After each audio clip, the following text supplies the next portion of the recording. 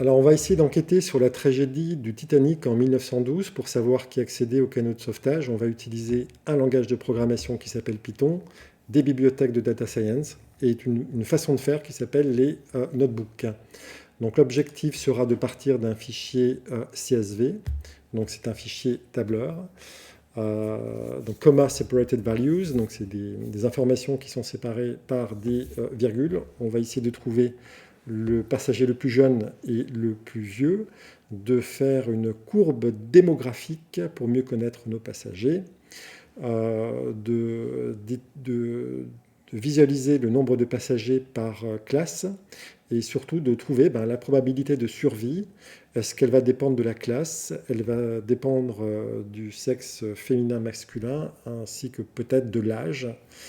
Et donc tout ça sous la forme d'un notebook. Alors à l'époque, je l'avais fait ici, je vois, il y a 4 ans, sans utiliser l'IA qui est intégrée au notebook. Et cette fois-ci, je vais le refaire avec un outil qui s'appelle Google Colab et qui a une IA intégrée qui s'appelle Gemini. Et donc ça va être assez différent et ça va être, je pense, assez ludique. Alors je vais un petit peu tout en haut ici. Qu'est-ce qu'on veut réellement faire?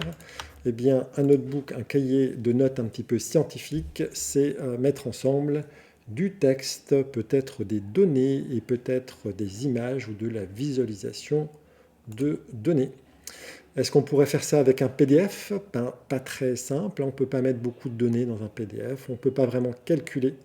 C'est difficilement éditable, difficile pour collaborer. Est-ce qu'on pourrait faire ça avec du HTML? Eh bien, ce n'est pas vraiment facile à éditer, plutôt fait pour des machines. Est-ce qu'on pourrait faire ça avec un logiciel qui serait installé sur notre machine en local? Eh bien oui, probablement. Il y a des outils comme MATLAB, Sage, Maple, Mathematica, avec des formats qui sont souvent propriétaires. Et en 2014 est apparu le projet Jupyter Notebook qui nous permet de faire ça de façon simplifiée au travers d'un simple navigateur Internet associé à des bibliothèques pour la programmation. Alors Jupyter, c'est la contraction de 3 langages souvent utilisés pour les data science, Python, R et Julia. Donc c'est un projet qui est ouvert sur d'autres communautés, d'autres langages de programmation. Au final, c'est quoi un Jupyter Notebook? C'est un simple fichier texte qui dispose d'une extension qui se nomme IPYNB, NB pour Notebook, PY pour Python, I pour interactif. Donc ça, c'est issu ce nom de l'origine en fait de ce projet. C'est un fichier texte au format JSON, ça ressemble un petit peu à un grand dictionnaire Python et on se doute bien que nous n'allons pas interagir directement avec ce format-là, d'où l'intérêt d'utiliser les bibliothèques spécifiques, Jupyter Notebook plus des bibliothèques pour les data science. Qui utilise ces notebooks? Eh bien, beaucoup de gens. Nature, en 2018, notait déjà 2,5 millions de notebooks sur GitHub. Effectivement, c'est un format qui est lisible et qui a un rendu directement sur GitHub, mais aussi sur GitLab, qui est une version libre et souvent installée localement dans des universités. C'est également utilisé par des enseignants. Ici, dans le cadre de la mesure de la vitesse du son, on voit à gauche un notebook, on voit une partie programmation en Python, on voit de l'acquisition de données et on voit de la réalisation d'une visualisation à partir de ces données pour manifestement chercher une loi physique qui soutienne ces données. Pour ma part, je l'utilise aussi lorsque je fais l'atelier d'initiation à Python qui dure seulement 2 heures. On utilise Visual Studio Code et Python directement, on fait des points PY, on ne fait pas du tout de notebook dans cet atelier.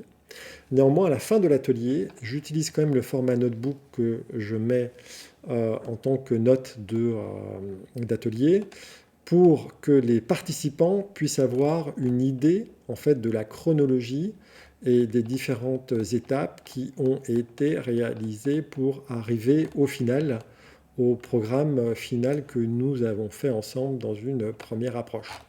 Donc pourquoi c'est intéressant ces notebooks? Eh bien parce que ça permet de montrer des étapes, ça permet de triturer des données, d'y avoir directement accès, ça permet de plus facilement collaborer avec d'autres personnes, etc.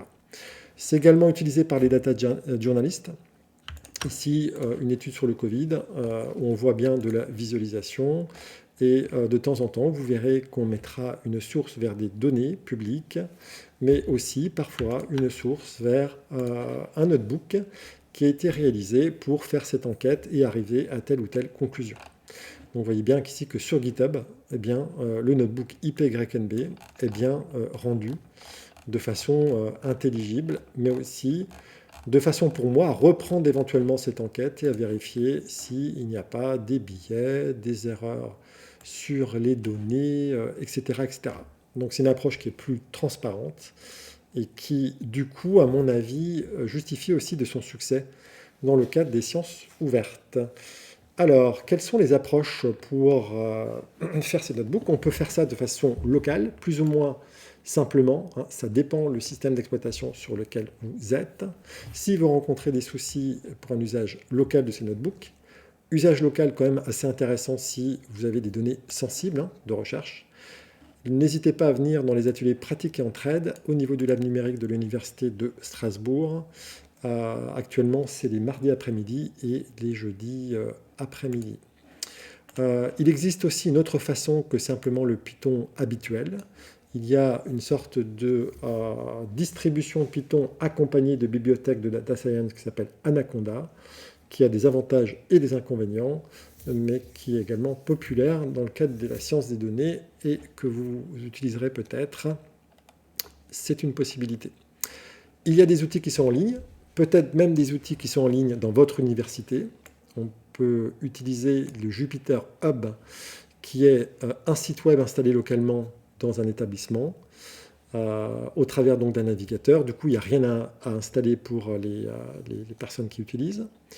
Mais il y a aussi des sites populaires faits par des grandes entreprises. Alors Kaggle aujourd'hui appartient à Google, est populaire pour l'apprentissage de la science des données, notamment à travers de très nombreux jeux de données qui sont disponibles, mais aussi au travers de leur outil qui permet aussi de faire des notebooks, donc des IPYNB, directement sur leur site web. Et pour ma part, je vais utiliser un autre outil qui s'appelle collab.research.google.com, qui est utilisé par les data scientists de Google et qui bénéficie aujourd'hui de l'intégration d'une IA qui s'appelle Gemini. Et lorsque j'avais fait le screencast de l'atelier qui va être le même qu'on va faire aujourd'hui, ben, il n'y avait pas cette intégration de l'IA il y a 4 ans. Et donc cette fois-ci, ça va être assez différent dans la fonction d'utiliser. Donc il existe plusieurs bibliothèques qu'on va utiliser.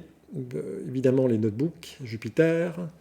Il y a des bibliothèques pour traiter des grands tableaux de chiffres, des bibliothèques pour traiter des grands tableaux de plein d'informations, des bibliothèques de visualisation. Tout ça, ce sera pour la partie un petit peu code et traitement de l'information.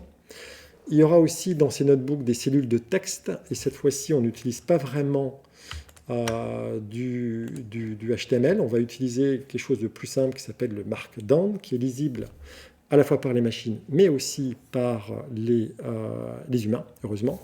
Donc c'est un tout petit peu de code, mais c'est vraiment quelque chose qui est intéressant à regarder parce qu'aujourd'hui c'est très utilisé, c'est très transversal. C'est souvent un format d'échange entre différents types de logiciels. Pour faire un titre de niveau 1, eh bien, il suffit de faire un dièse ici.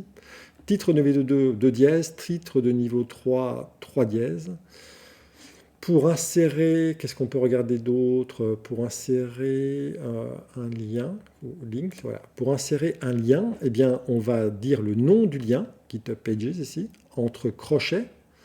Nom du lien entre crochets, je vais peut-être faire un peu plus gros. Et la cible entre parenthèses ici. Ça, c'est pour faire un lien, c'est la syntaxe pour faire un lien. Pour intégrer une image, eh bien, on va faire entre crochets le nom de l'image, entre parenthèses la cible, donc c'est comme un lien, sauf que on rajoute un point d'exclamation avant. Ça, c'est si on veut intégrer à l'intérieur de notre notebook une image existante. Si on veut faire des listes, il y a plusieurs possibilités. Moi, j'utilise des tirets et ça va faire ici une succession de listes. Eh bien, je vous propose tout de suite de débuter. Alors, je suis sur collab.research.google.com. Je vais créer un nouveau notebook. Donc, la page est en train d'être préparée. Je vois bien que j'ai un IPYNB. Je vais appeler ça le Titanic. Titanic. Je fais Entrée. Je vois qu'il y a des menus. Je vois qu'il y a Fichier, File, télécharger, enfin Download. Et ensuite, je peux exporter en fichier IPYNB. Donc vous n'êtes pas enfermé dans cet outil. Et ça, c'est très important. Ici à droite, je vois quoi? Je vois que je peux connecter quelque chose, j'appuie dessus. Et je vois aussi que j'ai une intelligence artificielle qui est à disposition, qui s'appelle Gemini. Donc, connecting en cours. Je peux laisser aussi ma souris. Je vois que j'ai 12 GB de mémoire vive à disposition. Et je pourrais aussi téléverser des données jusqu'à 100 gigas de données pour ce projet. J'ai un petit dossier qui se trouve ici. Mais pour ma part, on va directement donner une URL vers les données à traiter. Je vois que j'ai une cellule déjà qui a l'air d'être une cellule de code. Je vois bien qu'il y a ce concept ici de cellule de code ou de cellule de texte, de Markdown si vous préférez. Donc si ça c'est une cellule de code, ça doit au moins faire 1 plus 1. Et ici, je peux soit appuyer sur le bouton Play, ou bien je peux aussi utiliser un raccourci clavier.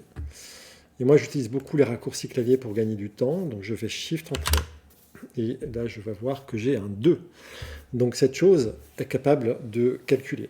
Je vois aussi que lorsque je vais d'une cellule à l'autre, j'ai un petit menu contextuel qui apparaît et je peux effacer des cellules avec la petite poubelle. Donc c'est ce que je fais, je reviens à une page blanche. J'ai envie de commencer par du texte. Donc oui, alors ça c'était pas ce qu'il fallait appuyer sur texte. Et j'ai éventuellement des petites icônes pour m'aider. Mais maintenant qu'on connaît un petit peu évidemment le Markdown, c'est encore plus simple de le faire soi-même. Donc ici, j'ai envie de faire moi quelque chose qui serait, j'aimerais faire quelque chose qui soit une enquête sur le Titanic. Si je veux exécuter cette cellule, même si j'ai ici une prévisualisation, je ferai Shift Entrée et vous voyez que j'ai bien une cellule ici là de texte. Alors je vais redouble-cliquer dessus et je vais continuer à travailler. Alors en fait, je vais décrire dans la première cellule ce que je souhaite faire. Et quels que soient les documents ou une vidéo ou quoi que ce soit que vous fassiez, c'est toujours une très très bonne idée de décrire ce que vous avez l'intention de faire dans le document que vous avez. Et parce que déjà pour les humains, ça leur permettra de savoir s'ils veulent aller avec vous dans cette direction. Mais pour l'intelligence artificielle, ça va être très utile puisqu'ils comprendront tout de suite le contexte du document dans lequel ils sont. Donc ce que je vais faire, c'est que je vais dire que j'ai des goals, j'ai des objectifs, et je vais les donner. Alors je ne sais pas si j'ai mon truc qui est ici, je vais aller encore beaucoup plus vite. Je vais prendre tout ça, comme ça je n'aurai pas besoin moi de le taper. Mais du coup mes objectifs ici, alors je fais ça, j'ai envie d'avoir des tirets là, pour avoir des bullet points, je fais du tiret, et donc notre objectif est ici bien défini. Donc il s'agit d'étudier ce fichier CSV, donc Comma Separated Values, dans lequel il y aura environ 1000 passagers du Titanic, de trouver le plus vieux, le plus jeune, tracer une courbe démographique de l'âge, un camembert avec la répartition des passagers par classe et surtout de trouver la probabilité de survie en fonction de la classe, du sexe et de l'âge. Alors, j'ai bien envie de mettre une petite image, même si franchement, ce n'est pas vraiment l'objectif. Donc, pour mettre une image, c'est une sorte de lien en groupe. Donc ce sera 2 crochets et des parenthèses. J'ai envie de mettre une image du Titanic. J'ai envie de... il faudrait que je trouve le lien. Et comme c'est une image, il faut mettre un point d'exclamation. À ce moment-là, ça c'est un lien vers une image qui va être importé, si vous voulez, dans le notebook. Si vous enlevez le point d'exclamation, c'est un lien classique. Donc moi, il faut juste que je trouve rapidement une image. Je vais chercher Titanic 320 pixels. Est-ce que je trouve quelque chose? Peut-être quelque chose comme ça. Peut-être qu'ici je fais Open Image in New Tab. Ça, c'est un petit peu compliqué. Open Image in New Tab, j'ai autre chose. Je cherche un lien qui soit en fait plus court. Open Image in New Tab. Est-ce que là, c'est mieux? Alors là, c'est un peu plus court, donc je vais prendre ça. Donc ça, c'est pas du tout nécessaire, hein, mais bon, je voulais quand même vous montrer un exemple. Et là, je vois que oui, j'ai une image qui est importée. Alors, on n'a pas toute la puissance ici du HTML. Hein. On aurait pu mettre une balise IMG du HTML. Il y a certaines balises HTML qui sont quand même prises. Mais en fait, les notebooks, ce n'est pas du tout fait pour faire de la mise en page. Hein. C'est un petit peu plus brut. Et c'est très intéressant que ce ne soit pas justement un outil où on va faire de la mise en page. Ce qu'on cherche vraiment, c'est de faire de l'enquête. Donc là, c'est plutôt pas mal. J'ai les objectifs. Débutons. Alors, ici, je suis dans une cellule de code. Très souvent, quand on va commencer en Python ou quoi que ce soit, on va importer les bibliothèques dont on a besoin. Donc, start coding. Let's go. Quasiment tous les programmes Python, il y a souvent, pas tout le temps, hein, mais besoin de faire quelque chose. Alors, import. Donc, j'ai déjà commencé import ici. J'ai fait IMPO. Et qu'est-ce qui se passe? Il y a une sorte de ce qu'on appelle du shadow text, donc un texte qui est un petit peu grisé. Et qu'est-ce qui se passe? Eh bien, c'est un coût probable que me propose l'IA, que me propose Gemini, par rapport à ce que je suis en train de faire. Par rapport à ce que j'ai déjà commencé à débuter, il pense que des librairies qui sont communes par rapport à mes objectifs, c'est celle-là. Alors, je vais faire tab. Donc si je fais tab, j'accepte le shadow text, c'est-à-dire je vais le rendre réel, et je vais importer pour voir si déjà il se plaint ou pas. Alors, donc qu'est-ce que c'est que ce truc-là? De quoi il s'agit? Qu'est-ce qu'il m'a proposé? Ce que vous pouvez faire avec l'IA, vous pouvez surligner et vous pouvez peut-être faire un clic droit.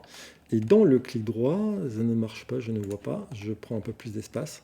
Dans le clic droit, il y a Explain Code, explique-moi ce qu'on est en train de faire. Et là, vous voyez que sur la droite haut magique, le chatbot Gemini est à disposition et vous explique les objectifs des bibliothèques qui sont ici invoquées. Ensuite, vous voyez que vous pouvez continuer à avoir une discussion avec le chatbot. Donc le chatbot ici va vous proposer de très nombreux coups à venir, mais ça ne vous dispense pas évidemment de comprendre les concepts qui vont arriver.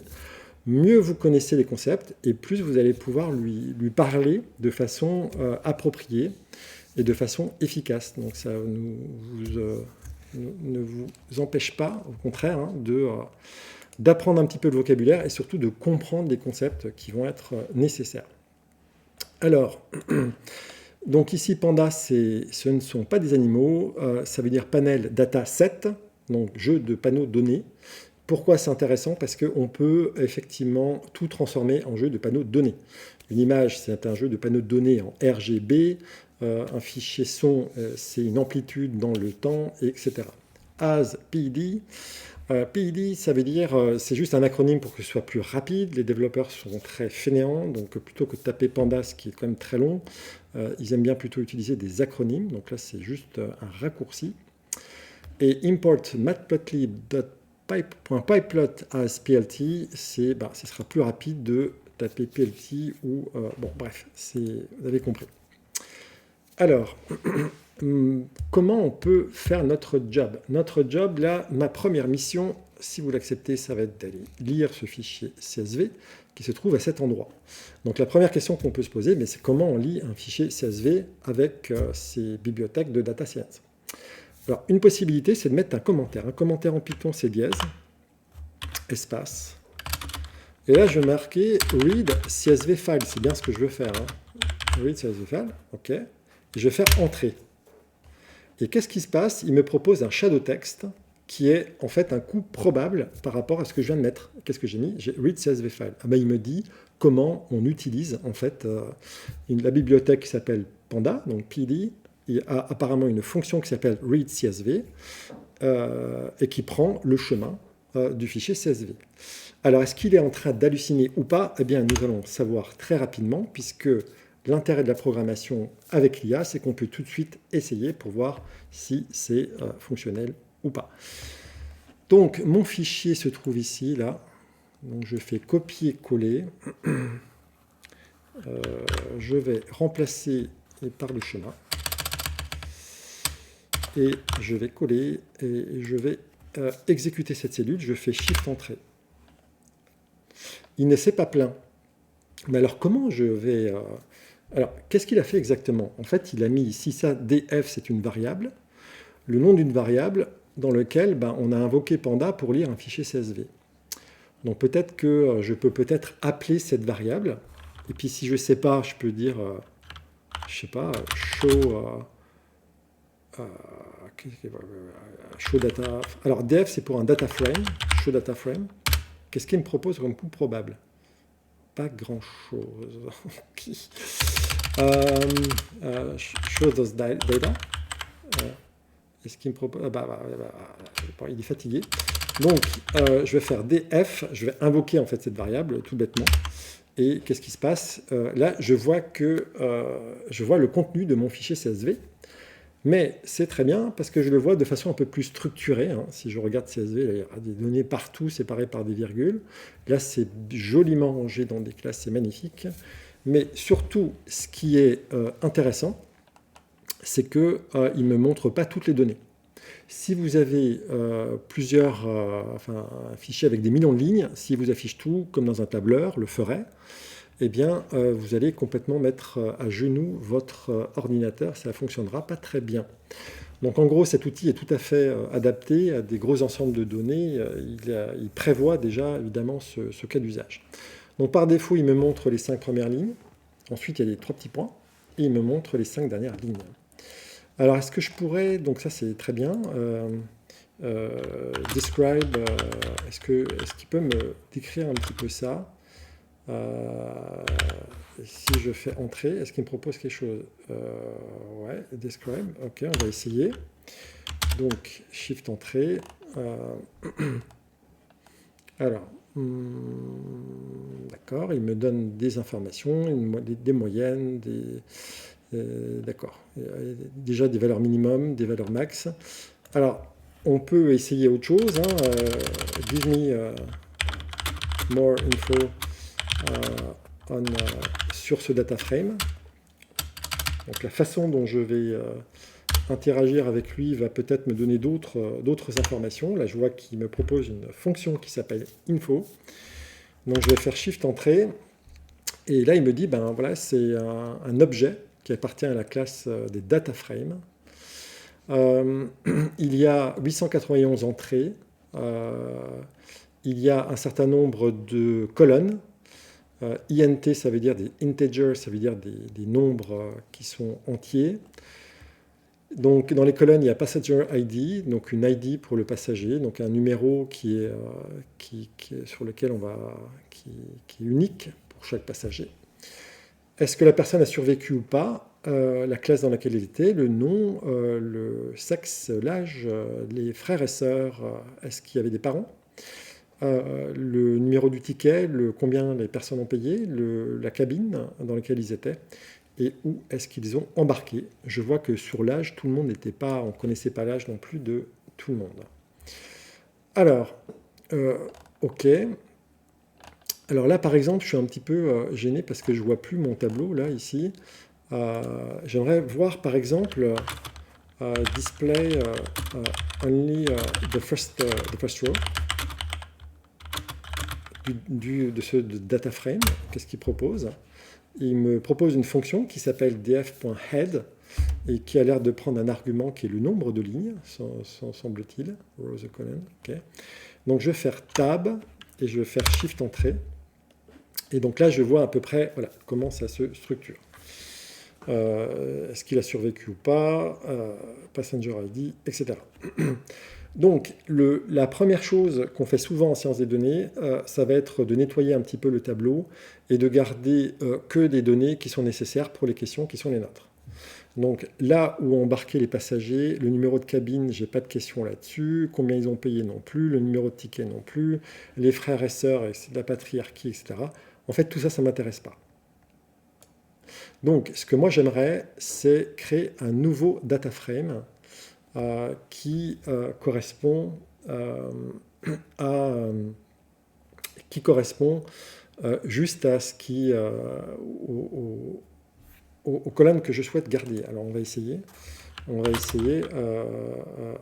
keep those columns.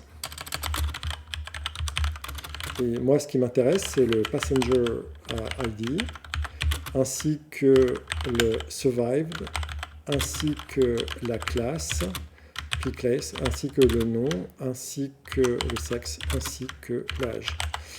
Si je fais ça, est-ce qu'il me propose quelque chose? Il me dit, ben oui, on peut peut-être créer un nouveau data frame en invoquant le data frame et entre crochets, on va lui donner les colonnes qu'on souhaite garder.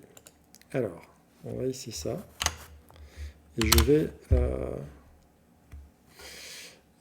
vais ici exécuter la commande. Donc le crochet, hein, ça c'est typique des listes en Python, enfin des collections de données. Les listes, les dictionnaires, quand on cherche quelque chose à l'intérieur d'une liste ou d'un dictionnaire, eh bien on met en crochet et on met soit l'index, soit la clé, etc. Ben là c'est vraiment la même idée, quoi, hein. Voilà. Donc ça ne change pas par rapport à la façon dont on interagit avec une collection de données en Python, qui est le nom de la collection de données, crochet, ce qu'on veut dans le crochet. Donc ça me choque pas particulièrement.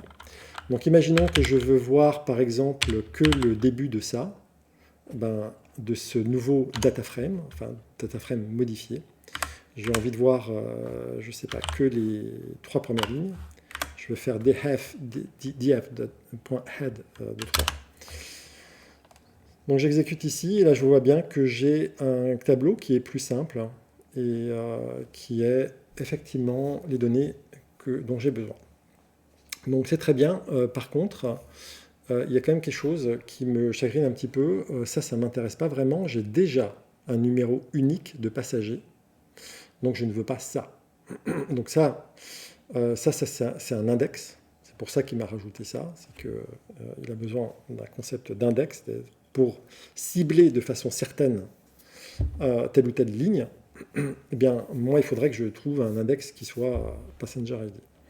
Donc peut-être que, du coup, si je ne sais pas trop comment faire, si je veux utiliser de l'IA, alors soit j'utiliserai, j'ai plusieurs stratégies, hein. Précédemment, j'invoquais le data frame, et j'essayais de voir avec la dotation de points s'il y avait moyen de trouver le nom d'une fonction qui permettrait de modifier mon data frame.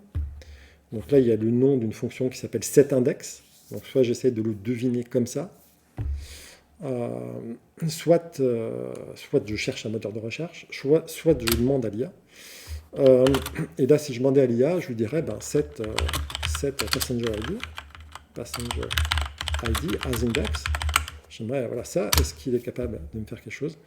Et là, il me propose de réécrire mon data frame en effectivement utilisant la fonction qu'on avait trouvée tout à l'heure sans utiliser l'IA. Et c'est quelque chose que je vais essayer et que je suis en train d'activer. Je vais lui demander de me montrer du coup le début pour que ça ne prenne pas beaucoup de place. Et je vois effectivement que j'ai bien ce que je souhaite. Alors évidemment, quand vous allez faire un notebook, vous allez rajouter plein de cellules texte pour expliquer ce que vous faites, etc. Là, vous voyez que je vais vite. Et je vous montre que la partie, évidemment, programmation. Alors, qu'est-ce que nous allons faire de plus maintenant? Eh bien, on aimerait faire, dans nos objectifs, nous avions réaliser un graphe. Ah non, trouver, ok, qui était le plus jeune et le plus ancien. Ok. Comment on pourrait faire? Donc, je vais essayer avec l'IA. Je sais pas, je vous dis find the row. J'aimerais trouver la ligne of the youngest passenger. Je vais essayer ça. Et il me propose quelque chose. Et on va essayer de le comprendre. Voilà. Je vais d'abord l'activer. Donc j'ai fait Tab. Je vais faire Shift Entrée. Et ensuite, on va essayer d'y comprendre quelque chose. Et là, il me trouve effectivement une ligne de quelqu'un qui est très jeune. 0,42 ans. Donc ça m'a l'air jeune. Et comment est-ce qu'il fait? Eh bien, alors là, je pourrais lui demander, ben voilà, je prends ça, et je pourrais lui dire, alors, il me faut encore un peu d'espace là. Je pourrais lui dire explain code, et donc là, l'IA va expliquer en détail ce qui se passe. Et je pourrais lui demander encore des questions, donc n'hésitez pas à discuter sur les concepts, et ne pas juste accepter sans comprendre les concepts. Mais là, le concept, c'est qu'on sait que l'information est dans le data frame. Donc, on va invoquer le data frame puisqu'on sait que l'information est dans le data frame. On invoque les crochets parce que quand on cherche quelque chose dans une collection de données Python, on fait crochet et on demande quelque chose. Et ce qu'on va demander entre les crochets, c'est qu'une condition soit réalisée. Et la condition qui soit réalisée, c'est que dans la colonne des âges, il faudrait qu'elle soit exactement à la valeur minimale de la colonne des âges. Alors, je vais peut-être essayer de détailler un tout petit peu.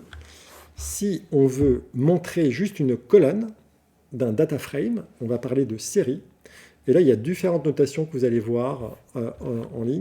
Si vous faites df point, eh bien, si je fais age ici, et si je fais entrée, vous voyez ici qu'il me montre la colonne des âges. Alors ça, c'est une notation possible que moi, j'apprécie pas beaucoup parce qu'elle n'est pas compatible avec tous les cas. Puisque si dans votre nom de colonne, il y a de l'espace, eh bien, ça ne va pas marcher. Et c'est du coup pas très cohérent avec la façon habituelle de faire de Python. Donc moi, je préfère la façon habituelle de faire, qui sont ces crochets-là, toujours les crochets. Et dedans, entre guillemets, on va mettre le nom de la colonne. Au moins, je sais que ça va fonctionner avec tout. Ok, donc là, j'ai ciblé ceci. Et donc, si je cherchais à ce moment-là le minimum de cette colonne, de façon classique, sans utiliser IA, je pourrais faire point pour aller explorer les fonctions que détient en son sein cet objet-là. Et si je tape min pour essayer de deviner, est-ce qu'il y a min, est-ce qu'il y a min? Oui, il y a une fonction qui s'appelle min. C'est une fonction, donc on va prendre des parenthèses, et puis on va faire shift entrée. Et là, je vois bien qu'il y a une valeur qui est égale à 0,42. Cette façon de faire est effectivement juste. Vous pouvez prendre le nom ici de cette personne-là. Ensuite, il va y avoir une sorte d'encyclopédie qui va être utilisée par qui est disponible pour tous les passagers. Et donc là, on peut voir le passager en question qui a survécu, mais qui est mort quand même quelques années plus tard, à l'âge de 19 ans. Donc, on peut faire évidemment la même chose pour les autres passagers. Donc, ce qui a marché précédemment, ça risque de marcher pour le max, qui doit probablement exister aussi. Donc ici, je peux faire la même chose si je souhaite trouver le passager le plus vieux. Et je vais faire max. Et je fais shift entrée. Et j'ai trouvé ici le passager le plus vieux. Alors, mon nouvel objectif est de faire une nouvelle cellule ici, de code.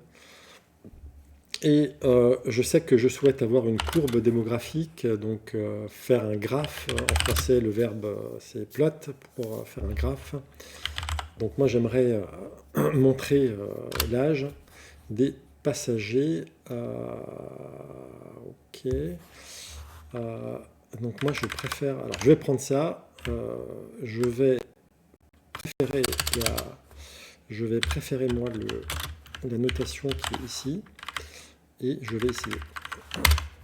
Donc on va essayer. Et là je vois que j'ai tout de suite ici un graphe qui est réalisé à partir de la courbe des âges avec un type de graphe qui est de type du coup histogramme. Alors ça c'est un petit peu différent de ce que je faisais dans l'autre atelier il y a 4 ans. Puisque en gros, je n'avais même pas vu qu'il y avait un histogramme. Donc, je le faisais moi-même à la main. Néanmoins, je vous montrerai ça juste après. Donc ça, c'est aussi un des intérêts de l'intelligence artificielle. C'est de me montrer parfois des choses que moi, je n'avais pas fait de cette façon-là. Donc ça me montre voilà, d'autres façons de faire auxquelles je n'étais pas forcément habitué. Je n'avais pas pris cette option-là. Par contre, ici, ce qui m'ennuie un petit peu, c'est qu'il n'y a pas de titre et il n'y a rien sur les axes, ici. Donc ça, c'est gênant. Donc, je vais dire plot age, voilà, and add title, and labels, tac. Ok. Donc, on va faire tab, je vais enlever ça, je vais enlever ceci. Je vais tout de suite essayer et je vais essayer de comprendre. Donc là, j'ai bien effectivement maintenant des labels qui correspondent aux données sur les axes et j'ai bien un titre. Donc qu'est-ce qui s'est passé? Eh bien, ça n'a pas changé, mais ce graphe, en tout cas cet outil, a une possibilité de rajouter des titres, un label sur l'axe X, un label sur l'axe Y. Et donc c'est fonctionnel. Très bien. Alors qu'est-ce que je faisais moi auparavant? Donc, moi je partais dans l'autre enregistrement, je partais de ça. On regardait d'abord la série, la colonne. On se rendait compte qu'il y a des choses qui sont redites. Donc là, il y a 2 fois 35 ans. Donc du coup, on aurait aimé compter les valeurs. Alors ça, on peut encore demander à l'IA, mais bon, je vais aller vite. Il y a une fonction qui permet de compter les valeurs d'une série. Et ça, j'aurais pu lui demander en commentaire.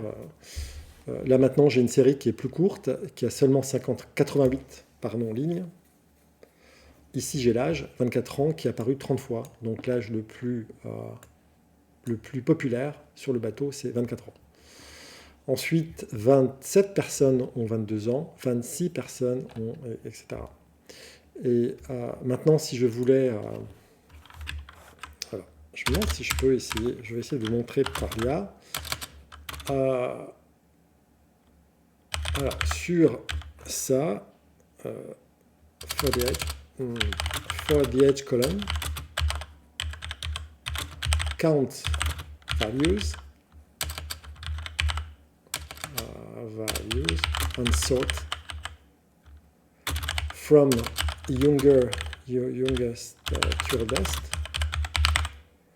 En gros, ce que j'aimerais faire ici, si je veux faire une courbe, c'est pas très bon. Là, j'ai besoin de partir de plus jeune au plus vieux. Et à ce moment-là, je vais lui demander ça. Et effectivement, l'IA me propose... Oups, je ne l'ai pas validé, je n'ai pas fait tab. L'IA me propose la bonne chose, je fais tab, j'enlève ce que j'avais fait précédemment. Donc ici, on a invoqué la colonne des âges. On a invoqué une fonctionnalité pour compter, une fonction pour compter les mêmes valeurs. Et ensuite, on a demandé de faire un triage. Donc si je fais tout ça, je vois bien que j'ai maintenant une nouvelle série, une nouvelle colonne, que ça commence au plus vieux, enfin plus jeune, et ça finit au plus vieux. Et après, il me semble que j'avais fait... après, on peut encore faire un plot. Est-ce qu'il le propose? Ouais. Voilà. Est-ce qu'il propose? Ouais. Donc après, et on avait... Est-ce que ça explose? Non. Donc on avait un graphe, mais après ça nécessitait encore de jouer sur plein d'autres paramètres, etc. Donc finalement, la fonction histogramme, ça ira très très bien. mais juste pour vous montrer qu'il y a plusieurs façons de faire et que l'IA peut vous faire découvrir des façons finalement plus rapides et intéressantes. Donc je vais peut-être enlever ça, c'est pas très beau. Voilà. Alors, il y avait d'autres questions, notamment de connaître la répartition des passagers. Fouh. Alors, les passagers, ils sont tous dans... alors, on va juste revoir le début, à quoi ça ressemble, là, de notre tableau. Les passagers, ils sont ici. Alors, je peux peut-être mettre plusieurs, là, parce qu'on comprenne un petit peu. Et je vois qu'il y a 3 chiffres, 1, 2, 3, sur la classe passenger class. Donc, comment je peux faire? Alors, soit je le fais avec l'IA, soit je le fais sans l'IA. Si vous avez compris le value counts, peut-être que je peux faire... alors, je vais le faire sans l'IA cette fois-ci, df. Donc, mon information est dans le data frame et en particulier dans la classe. Donc, je vais faire df p-class. Je sais que l'information est là. OK. Ensuite, j'ai envie de faire un value counts. Je veux compter les valeurs. Et ensuite, je veux faire un ploit. Et puis, il me propose de type camembert. Et je fais Shift Entrée. Et ça ne marche pas. Alors, kind function object has not attribute plot. OK. Value counts.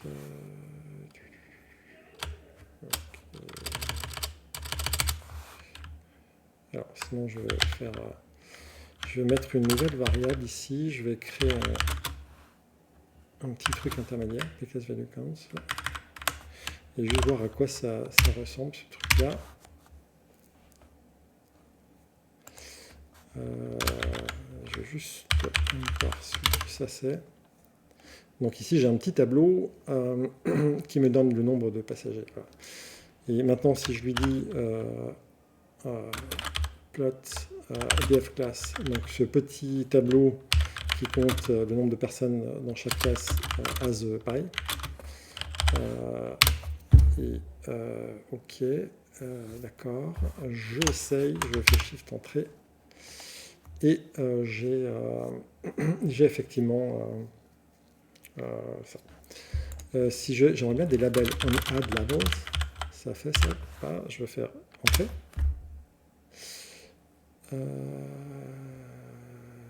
OK, ça donne quoi ça? Je vais essayer ça. OK, bon. D'accord, mais en tout cas, je vois la répartition. Je vois que le plus nombre les passagers sont essentiellement ici en majorité dans la 3e classe, que la première classe est aussi assez soutenue et que la 2e classe c'est finalement la classe la moins peuplée.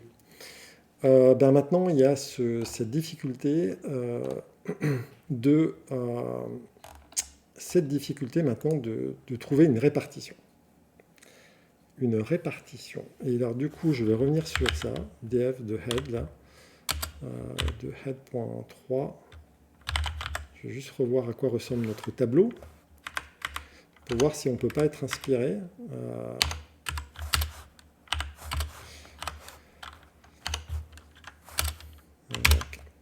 Donc là je vois mon tableau. Comment est-ce qu'on pourrait répondre à la question, est-ce que la classe a influencé ce qu'on suspecte dans la survie, ainsi que peut-être homme-femme. Alors ce qui est intéressant, c'est qu'il n'y a pas beaucoup de classes, il y en a 3. Là, ici, 3. Et ce qui est intéressant aussi, c'est qu'il n'y a pas beaucoup voilà, il n'y a que homme-femme. Donc peut-être qu'on peut arriver à ventiler un tableau de la probabilité de survie en fonction des valeurs de la classe et en fonction des valeurs de homme-femme. Alors, ce que je vais faire, c'est... ça, je ne vais vraiment pas en avoir besoin. Et ça risque d'ailleurs de me gêner dans le fait de faire un traitement dessus. Donc moi, j'ai envie de créer un nouveau data frame, je vais appeler ça df1, ce serait bien d'avoir un autre nom plus parlant, mais en gros j'aimerais alors create data, j'aimerais enlever en fait la colonne nom parce que je ne vais pas en avoir besoin là. Create data frame named df1 without the name column. Est-ce qu'il me propose quelque chose pour ça? Il me propose de prendre mon data frame original, enfin data.df, d'enlever, apparemment il y a une fonction qui s'appelle drop et qui va enlever name, et axis est égal à 1. Alors ça on pourra lui demander, on va lui faire.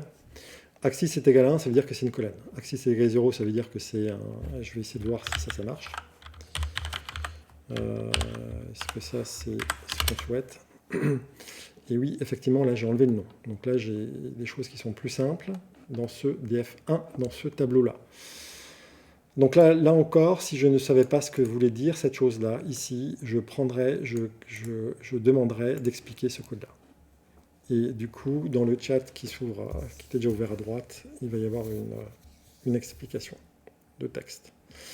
D'ailleurs, j'aurais pu aussi le faire quand j'ai fait mon graphe, j'ai oublié de le faire ici, mais j'aurais pu lui demander, dans ce graphe-là, s'il n'y avait pas des paramètres en plus que j'aurais pu avoir, puisque la taille, par exemple, des marches ici dans votre histogramme, etc., il y a plein de paramètres qu'on peut rajouter, et là, on peut demander directement à l'IA s'il n'y a pas des paramètres en plus sur lesquels vous pouvez jouer. Mais je reviens ici. Donc maintenant, si je comprends bien, j'ai un nouveau data frame et celui-là, il n'a pas les noms. Il n'y a que les choses qui m'intéressent vraiment. Ce qui m'intéresse vraiment, c'est la classe, le sexe, l'âge et la survie. Ça, c'est vraiment là-dessus que je pense qu'il y a une influence. Alors, je vais peut-être demander l'aide de l'IA. Je vais demander group by p-class values. J'aimerais vraiment commencer par la classe, que je suspecte que c'est important. 1, 2, 3. And sex. Parce que je pense que le fait d'être un homme ou une femme a dû jouer. And gay, survival, probabilité. Alors, est-ce qu'il est capable de faire ça? Je ne sais pas. Hein. Ça va être... Rien ne va plus. Ok, ça m'a l'air intéressant. Je vais faire Tab et on va essayer de comprendre. Donc je fais Shift Entrée. Donc il semble qu'il y a une fonction effectivement qui s'appelle grouper par. Et en fait, grouper par, ça veut dire grouper par les valeurs de. On aurait pu le traduire par group by values of. Grouper par les valeurs de la classe. Effectivement, il commence par la classe. Il y a 3 valeurs, 1, 2, 3. Féminin, masculin, féminin, pour chacune, ensuite les valeurs de la colonne sexe et ensuite la survie. Alors comme j'ai demandé comme il me propose une moyenne pour faire une probabilité, eh bien effectivement la moyenne entre 0,1 et 0,1, ça va me faire une probabilité de survie. Et donc il l'a appliqué aussi sur la colonne des âges. Alors, qu'est-ce que ça veut dire maintenant si on interprète? Eh bien, en première classe, toutes les femmes quasiment ont survécu ou probablement accédé au canot de sauvetage. Les hommes ont quand même laissé leur place de façon plus... il y a quoi? Il y a un peu plus d'un tiers des hommes qui ont aussi accédé au canot de sauvetage. Ensuite, en deuxième classe, quasiment toutes les femmes ont accédé. Au niveau des hommes, c'est moins important, largement moins important. Au niveau de la troisième classe, il n'y a que la moitié des femmes qui ont accédé, alors que toutes les femmes, plus ou moins, y accédaient en première et deuxième classe. Et pour les hommes, c'est aussi faible, c'est encore plus faible que pour la deuxième classe. Donc ça semble quand même assez correspondre, effectivement, à ce que j'ai vu dans le film, que j'ai vu il y a un siècle, enfin un siècle dernier. Donc je ne me rappelle plus très bien, mais ça m'a l'air un petit peu correspondre. Maintenant, le problème, c'est que j'avais aussi demandé si l'âge a un rôle. Et là, malheureusement, je ne vais pas pouvoir ajouter de grouper par les valeurs de chacun des âges, parce que j'aurai un tableau de dingue, puisqu'il y a plein de valeurs d'âge différents. Donc peut-être que je peux faire une stratégie intermédiaire et peut-être créer un nouveau data frame où il n'y aurait que les jeunes jusqu'à 18 ans. Et à ce moment-là, je pourrais comparer les deux tableaux entre le tableau avec tous les passagers, leur probabilité de survie, et le tableau avec que les passagers jusqu'à 18 ans inclus. Donc comment je pourrais faire? Eh bien, je vais faire dièse, create new data frame from df1, but only with the passengers up to and including 18 years old. 18. Voilà. Est-ce que ça peut le faire ou pas? Et ça n'a pas l'air de lui plaire beaucoup. Là, il me propose rien. Alors, on va réessayer. Voilà. Alors, from, sinon, on va le faire manuellement. Hein. df1, virgule, create data frame with passengers up to 18. Est-ce que ça c'est mieux? Oui, donc là il me propose un truc. Et il me propose def18, c'est joli comme nom. D'accord. Je vais l'activer et je vais faire Shift Entrée. Donc j'ai un nouveau data frame qui m'a appelé df18, ça me convient. Il part du premier. Alors le premier c'est celui-là où j'avais enlevé les noms. Ça tombe bien, c'est ce que je veux. Entre crochets, ce qu'on cherche, c'est une collection de données, et là, la condition de recherche dans la collection de données, c'est ça. Et la condition de recherche, c'est que la colonne des âges soit inférieure ou égale à 18. OK. Donc maintenant, si je l'affichais, imaginons que j'affiche, je devrais voir que des gens inférieurs à 18. C'est bien le cas ici. Tout va bien. Ça correspond à ce que je veux. Et si maintenant, alors je vais l'enlever, j'en ai pas besoin de cette chose. Ok. Et si maintenant je veux grouper par âge, en fait, voilà, je peux reprendre ce qui a été fait ici. Là. Je peux reprendre, et cette fois-ci, je vais coller. Je vais changer le data frame, puisque mon tableau maintenant, c'est celui avec que les jeunes jusqu'à l'âge de 18 ans. On va faire exactement la même opération. On va valider avec Shift Entrée. Et là, on va voir que pour les hommes, la probabilité de survie pour ceux de moins de 18 ans jusqu'à 18 ans est beaucoup plus élevée, 80% contre 36,8% précédemment. La probabilité de survie en deuxième classe, elle est de 60% cette fois-ci, alors qu'avant elle était de 15,7% pour les hommes. Par contre, pour les gens en troisième classe, ça ne s'est pas beaucoup amélioré. C'est à peu près la même chose avec un peu plus de probabilité ici. Pour les hommes, voilà, donc on va arrêter l'enregistrement ici. J'espère que ça a pu vous aider et n'hésitez pas à venir bricoler si vous êtes sur le campus de l'université les mardis et les jeudis après-midi actuellement. Merci.